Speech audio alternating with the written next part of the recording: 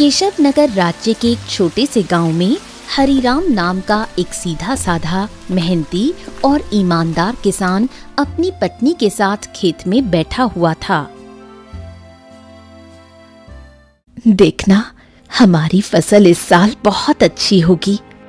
हाँ, क्योंकि मेरी मेहनत के साथ साथ मेरे खेत की जमीन पर तुम्हारी मेहनत का पसीना भी शामिल है अर्चना। हाँ। नहीं, सारे गांव में केवल तुम ही मेहनती और ईमानदार हो। तुम्हारे पास जमीन तो कम है, लेकिन तुम्हारा दिल बहुत बड़ा है। कुछ देर बाद दोनों पति पत्नी घर चले गए।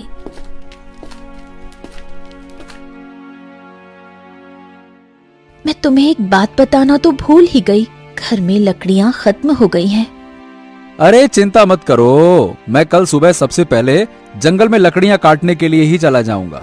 ठीक है ना, ले आऊंगा। चलो अब।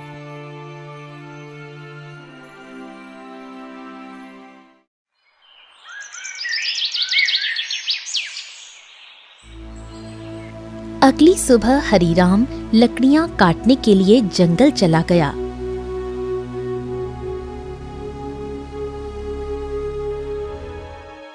हरिराम एक पेड़ पर कुल्हाड़ी चलाने ही वाला था कि तभी उसने देखा झाड़ियों में एक घायल बंदर करहा रहा था।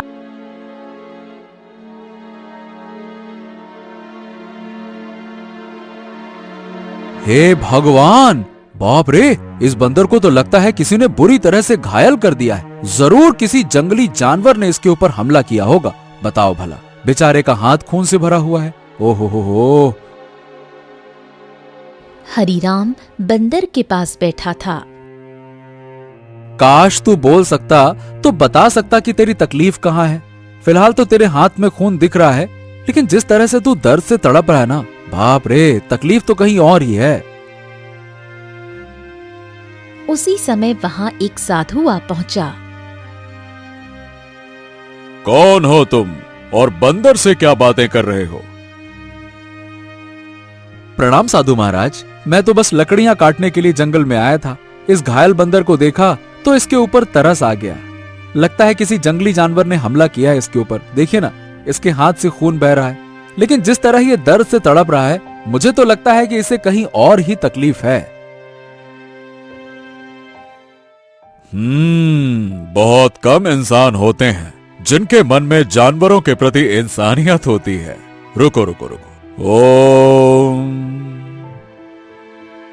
इतना बोलकर साधु मंत्र पढ़ने लगा। अचानक रंग बिरंगी किरणों से बंदर का जख्म सही हो गया। हाँ, अब ये बंदर तुम्हें बता सकता है कि इसकी तकलीफ कहाँ है।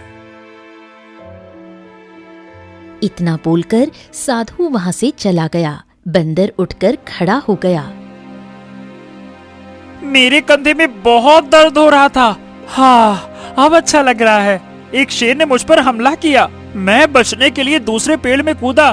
शेर का पंजा मेरे हाथ में लगा और मेरा हाथ घायल हो गया। मैं पेड़ ही नहीं पकड़ पाया और मैं जैसे ही नीचे गिरा, बाप रे बाप, मेरे कंधे में बहुत चोट लग गई थी। अरे, तुम तो बिल्कुल मनुष्य की आवाज में बात कर रहे हो। ये कैसे संभव हुआ?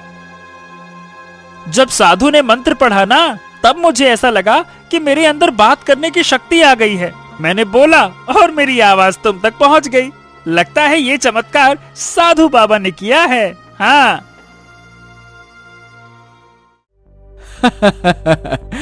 अच्छा ये बताओ, तुम मेरे घर पे चलोगे?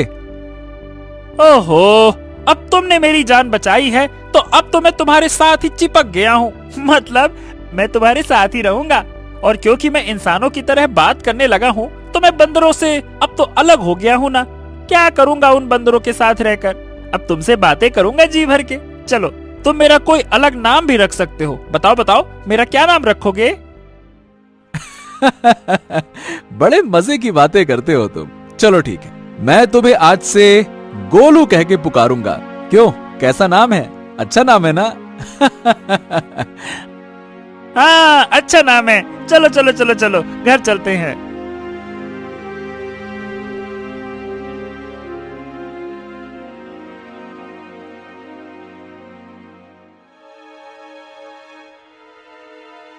अरे, ये जंगल से तुम बंदर को क्यों पकड़ लाए?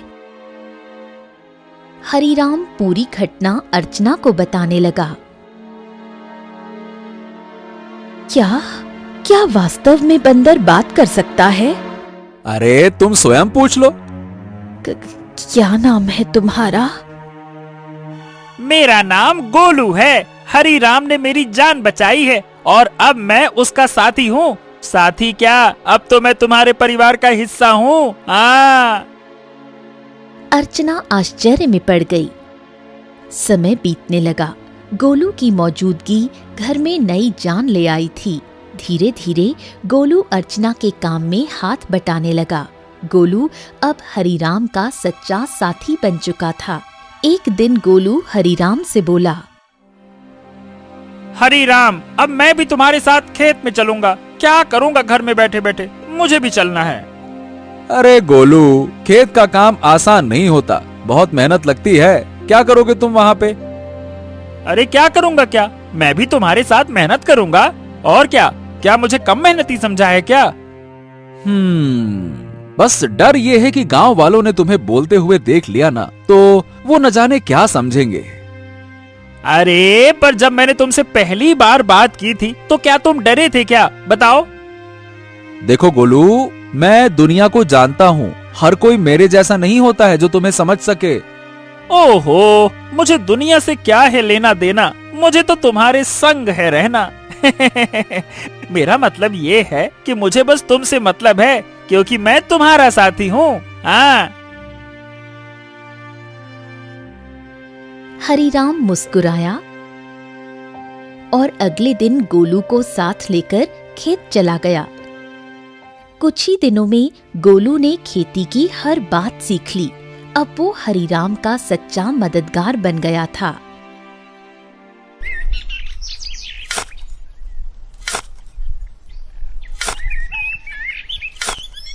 हरीराम, अरे आज की मिट्टी तो बहुत भारी लग रही है।